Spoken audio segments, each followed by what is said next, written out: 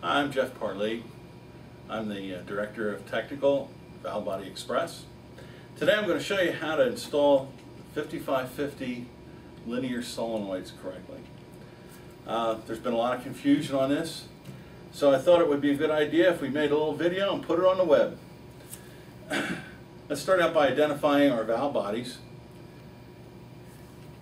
Here we have a no-letter valve body. There's a blank space right here where my finger is. Here we have an A valve body. It has a raised A cast right into the valve body.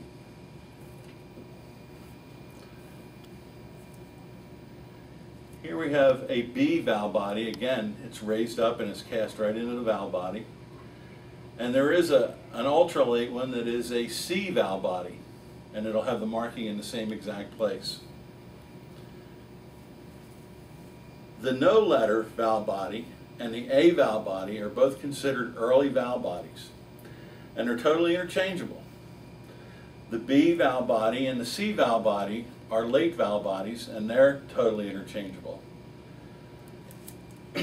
When you get your valve body from Valve Body Express, it'll come in a box all packaged up, and it will come with the two brackets for the solenoids. It'll have the SLS and the SLT bracket, and it'll have the small bracket for the SLU or lockup solenoid up top. It'll also come with a box of linear solenoids, and it will have a piece of paper in there with directions on how to install them. When you get your solenoids, you're going to notice that the black solenoid, the black connector solenoid, is the SLU solenoid, and that goes all the way at the top. So what we want to do is we want to take our bolt and bracket off, and we want to slide our linear solenoid in. And on the early valve bodies, all the electrical connectors are going to face toward the top of the valve body. And this is exactly how it sits in the car.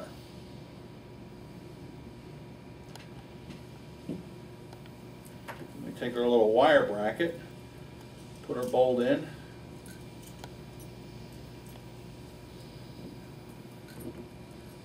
put that right up on top here,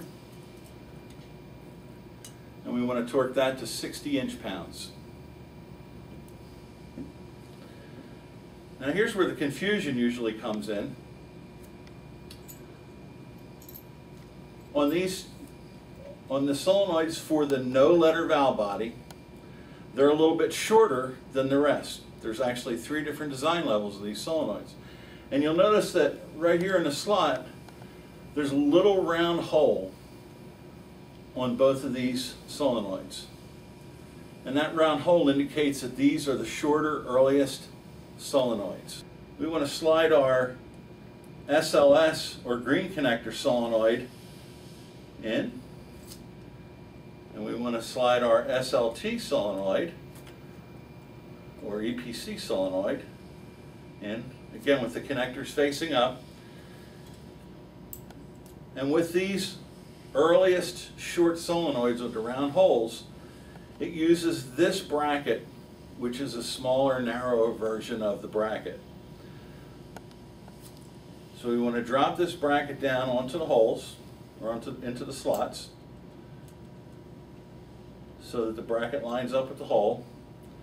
And how we'll know that we have this in with this bracket in correctly, and you want to look at it, you'll see that the narrowest part of the bracket is facing up, but you'll also see that there's a slot right here,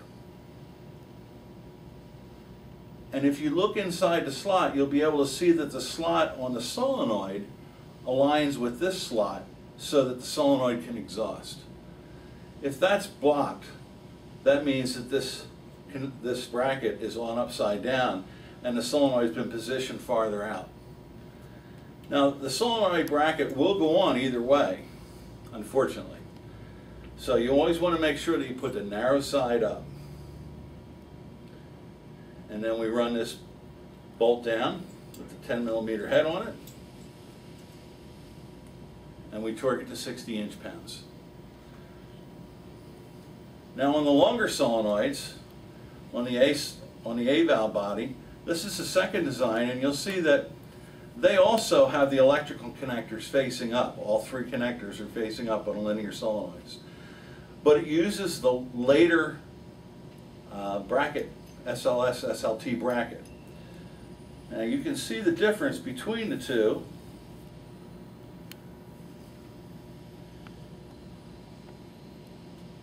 The later bracket is much wider, and it has this little backwards L piece that sticks out at the bottom. You'll see it right here.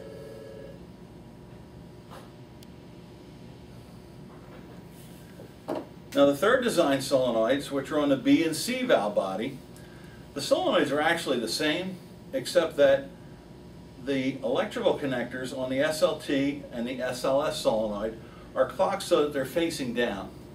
They also changed the S1 solenoid. You can see that the S1 solenoid has a bolt here on the late one, and on the early ones the bolt's on the opposite side of the solenoid.